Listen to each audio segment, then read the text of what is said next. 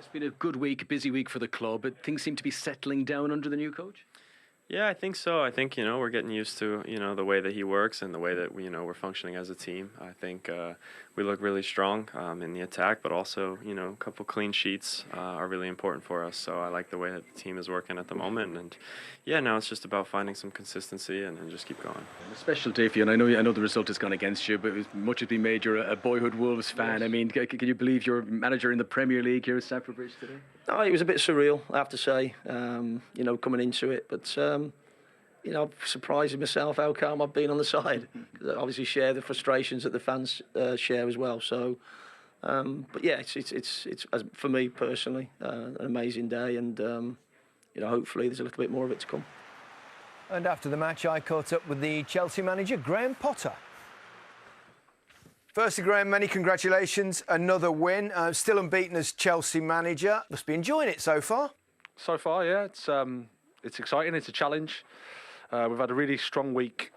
Crystal Palace away is a big win for us, and then to follow it up with the Champions League, and then today, not easy on a Wednesday and a Saturday in the Premier League. So credit to the players. It was a strong performance from especially first half, and then had to hang on a little bit in the second half, but overall, I think deserved to win.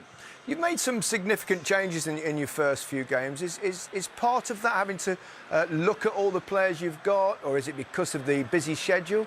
I think it's a bit of both, plus just thinking about the right team to win. The schedule's so tough that there's not too much recovery time. You've got to think about the individuals, slight little injuries, little illnesses here and there. So just have to try and select the best team that we think can give us the chance to perform well. What's the biggest difference you've noticed so far between managing Brighton and Chelsea? Well, there's more media, there's more interest in the club, of course. The games are different. I mean, we've had 2 Champions League matches. The first one was a bit surreal because you don't even know the players really, and you're standing there trying to prepare the Champions League match. So, but apart from that, it's still football. There's still ambitious players that want to do well, want to be in the team, disappointed when they're not. So far, I'm really enjoying it. I mean, obviously, it's hugely beneficial to have a big squad with lots of fabulous talent. But within that, I presume, brings problems that perhaps you wouldn't have had at Brighton. Well, you can only pick 11, and generally the squads are 20 plus, so there's always disappointment. I think how you handle that disappointment, how you react as a group is really, really important, and it's something we've talked about a lot. But that's my job, that's the challenge. All you can do is communicate as honestly as you can, and then it's my decision to make the team selection. And so far, everybody's been really supportive and, like I said, honest and responsible. So far, so good, Graham. Wish you all the very best for the rest of the season. Thank you. Thank you. Thank you very much. Yeah, comfortable win for Chelsea and a tough start, of course, for Steve Davis, who was always going to struggle, wasn't he, against a good Potter? Oh, my God. Really, Gary? Oh, give me a break. You're better than that. Anyway.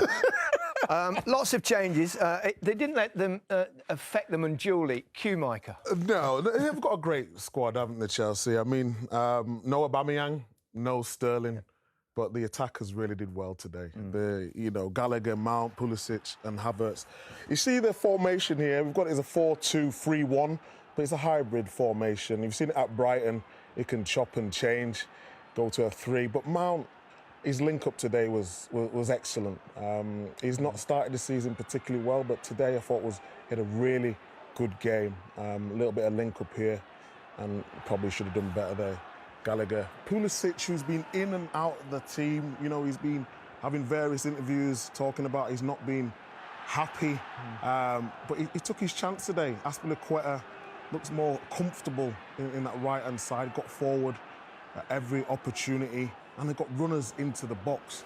And, people have talked about Chelsea, they need a number 9, but today they showed that actually, when the fluid system allows them to all do their stuff, and this was a goal here, just a brilliant goal. Cucurella winning the ball back, and then runners forward.